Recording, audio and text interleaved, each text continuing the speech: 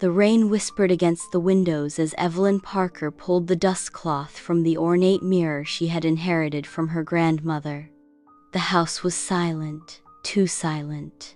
Her footsteps echoed through the narrow hallway of the old Victorian home, every creak of the floorboards seeming to carry some ancient secret. The mirror had been hidden in the attic for years, an intricately carved frame of dark walnut wrapped around the slightly tarnished glass. Faces not quite human were hidden in the woodwork, twisted in silent screams or cruel laughter. Evelyn shivered. She didn't believe in family curses or haunted antiques. At least not yet. She propped the mirror against the hallway wall near her bedroom. "Just until I get it cleaned," she muttered to herself. That night, as thunder rolled in the distance, Evelyn lay in bed, listening to the soft tapping of rain against her window. She couldn't sleep. Something felt off. Then she heard a faint whispering, not from inside her room, but just outside in the hallway. Creeping to her door, she opened it slowly. The hallway was empty, but the mirror was fogged over, as if someone had breathed on it. She stared at it, and it stared back. Her reflection was there, but it wasn't right.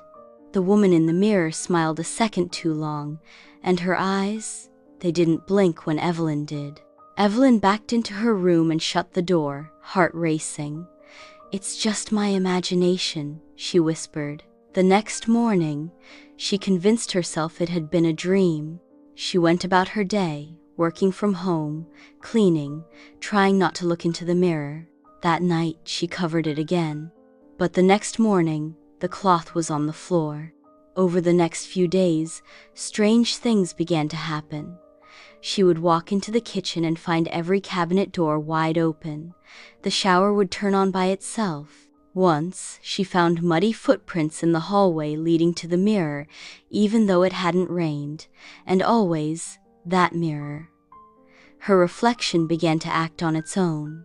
It would smirk when she frowned, look left when she looked right. It became a game, a terrible, sickening game. Then came the scratching. At night, she heard its nails dragging across wood, slow and deliberate, from behind the mirror. One night, she worked up the nerve to investigate.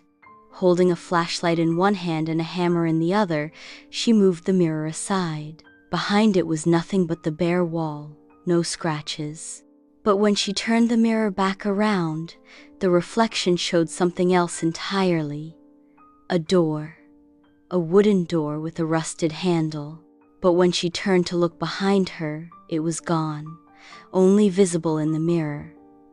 Evelyn's breath caught in her throat. Her fingers reached out toward the glass, hesitant, trembling.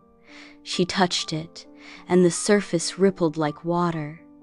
She jerked her hand back, but a cold hand grabbed hers from the other side. She screamed, pulling away just as a shadowy figure slammed against the inside of the mirror, distorting the glass like a ripple in a pond. The reflection grinned, not Evelyn, something else.